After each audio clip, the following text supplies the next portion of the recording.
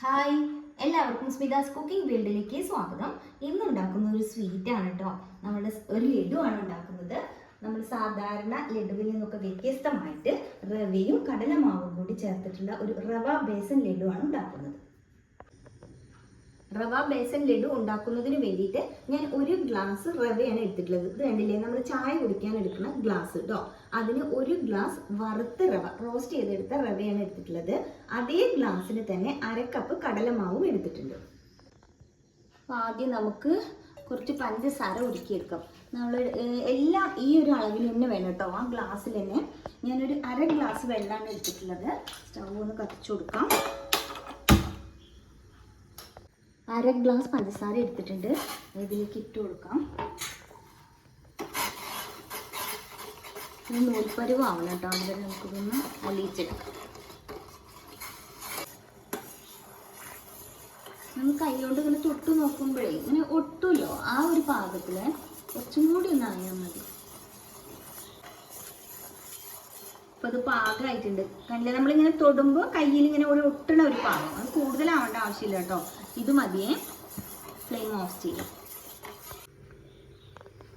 Pan ചൂടാകുമ്പോൾ അതിലേക്ക് 2 table spoon നെയ്യ് ചേർത്ത് കൊടുക്കാം.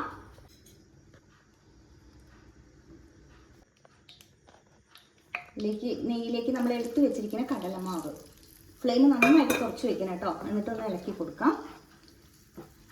കടലമാവിനൊരു പച്ച മണം ഉണ്ടാവുമല്ലോ, അത് പോണത് വരെ ഇളക്കി കൊടുക്കാം.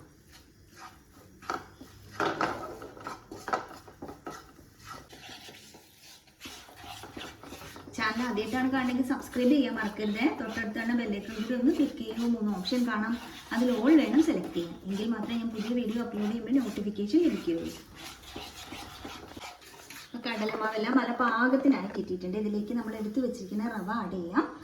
എന്നിട്ട് നന്നായിട്ടൊന്ന് മൂപ്പിച്ചെടുക്കാം. ഫ്ലെയിം കൂട്ടി വെക്കാനേ പാടില്ല കേട്ടോ. ഏറ്റവും ലോ ഫ്ലെയിമിൽ വെച്ചിട്ട് വേണം ചെയ്തെടുക്കാൻ. റോസ്റ്റ് ചെയ്ത റവയാണ്, എന്നാലും നമുക്ക് ഇതിലിട്ടിട്ട് നന്നായിട്ട് മൂപ്പിച്ചെടുക്കണം.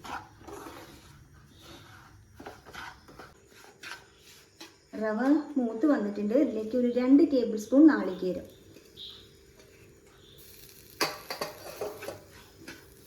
മിക്സ് ചെയ്ത് കൊടുക്കാം. ഒരു നുള്ള് ഏലക്കായ പൊടിച്ചത്, റെഡിയാക്കി വെച്ചിട്ടുള്ള പഞ്ചസാര പാനി ആഡ് ചെയ്യാം.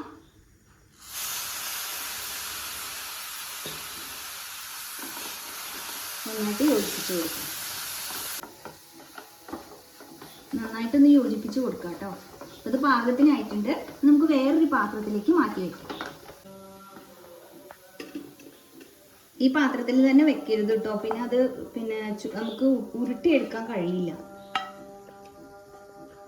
ചൂടാറിയതിന് ശേഷം വേണം ഉരുട്ടിയെടുക്കാൻ. നമുക്ക് കൈ കൊണ്ട് കയ്യിൽ വെച്ച് നമുക്ക് ഉരുട്ടാൻ പറ്റിയ ചൂടുണ്ടല്ലോ, അതിൽ വേണം ഉരുട്ടിയെടുക്കാൻ. പറ്റ ചൂടാറാനും നിൽക്കരുത്. പറ്റ ചൂട് പോയിട്ടുണ്ടെങ്കിൽ പിന്നെ ഉരുട്ടിയെടുക്കാനും പറ്റില്ല. അപ്പം നമുക്ക് കൈ കൊണ്ട് പിടിക്കാൻ പറ്റുന്ന ആ പാകത്തിലാവുമ്പോൾ ഉരുട്ടിയെടുക്കാം. ചൂടെല്ലാം നല്ലോണം ആയിട്ടുണ്ട് കേട്ടോ. നല്ലോണം എന്ന് പറഞ്ഞാൽ ചെറിയൊരു ചൂടുണ്ട്, എന്നാലും കൈ കൊണ്ട് പിടിക്കാം. ആ ഒരു പാകത്തിൽ നമുക്ക് ഇഷ്ടമുള്ള വലുപ്പത്തിൽ ഉരുട്ടിയെടുക്കാം. ഞാനിതാ ഈ ഒരു വലുപ്പത്തിലാണ് ഉരുട്ടിയെടുക്കുന്നത്. നല്ല ചൂടുണ്ട് കേട്ടോ, എൻ്റെ കൈയൊക്കെ പൊള്ളുന്നുണ്ട്. ഇതാ ഇതുപോലെ തന്നെ ബാക്കി നമുക്ക് എല്ലാം ഉരുട്ടിയെടുക്കാം. അതാ സിമ്പിളായിട്ടുള്ള റവ ബേസൻ ലഡു റെഡി. എന്തായാലും ട്രൈ ചെയ്ത് നോക്കണം കേട്ടോ. കുട്ടികൾക്കൊക്കെ നല്ല ഇഷ്ടമാവും. നല്ല സ്വീറ്റ് അല്ലേ. വീഡിയോ ഇഷ്ടമായി ലൈക്ക് ചെയ്യാനും ഷെയർ ചെയ്യാനും കമൻറ്റ് ചെയ്യാനും ഒന്നും മറക്കരുതേ. Thank you.